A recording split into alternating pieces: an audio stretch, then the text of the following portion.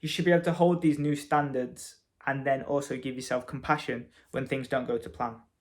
It's very easy with that, definitely that first point when we spoke about flexible boundaries and flexible constraints versus rigid boundaries.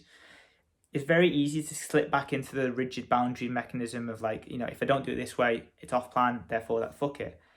But things aren't going to go to plan over the 6 months. You may not stay within that 4 kilo range yet. You may not train for a month because you're injured. Things happen, and the really important part is that you will go through a challenge at some point, and that's okay.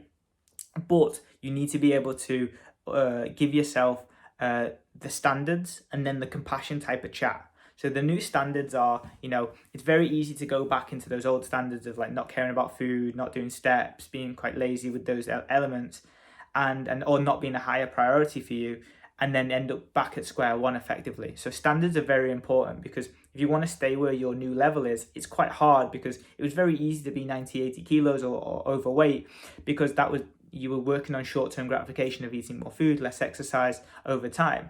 Whereas if you want to stay in those lower body fat percentages and stay within that healthy ranges, you're going to have to hold yourself to those new standards of what it takes to stay there. So all the things that we have in the checklist, as well as your nutrition, the way that you structure your days, and the way that you operate on a day-to-day basis, you're going to have those new standards. But as per everything on a continuum, if you operate just saying, if I don't hit these standards are everything, and if I don't hit them, then I fuck it, I'm going the opposite direction. There needs to be increments and elements of compassion and the ability to put yourself on the other end of the spectrum. So if you're missing steps, but you're trying your hardest, but the situation is just the situation, or you don't control these variables, you need to give yourself compassion. If you're not getting 8 hours sleep and that's making you more hungry, and therefore you're eating a little bit more, but because you've got a newborn and the kids are up 3 or 4 times a night, give yourself a level of compassion. That's not your control. You'd control your sleep if you could, but you're getting woken up by an external source, which is an element of where people will hold themselves to the same standards that are on their own, as opposed to when there's uncontrollable variables that are around. So practicing being compassionate is a very hard but also needed topic to cover.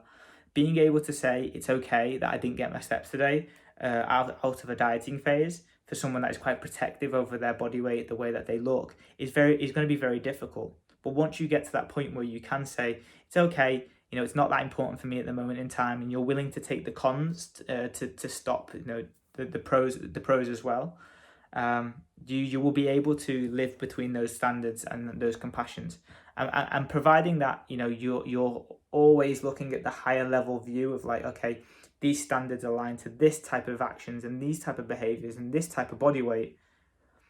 But if I give myself too much compassion towards these numbers and I end up here, which is not doing any of these things, that's more of a standards issue as opposed to a compassion issue. You probably give yourself too much compassion.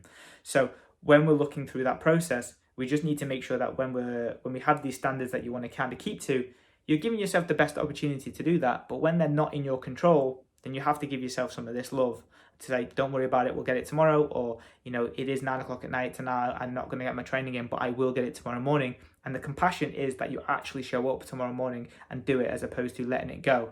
So those will drive each other. But practicing that is super important. It's one of those intangible variables that will lead to longer term results, or lead to long-term detriment of you being too hard on yourself or too easy on yourself, and that will let all of the other standards slip. That makes sense.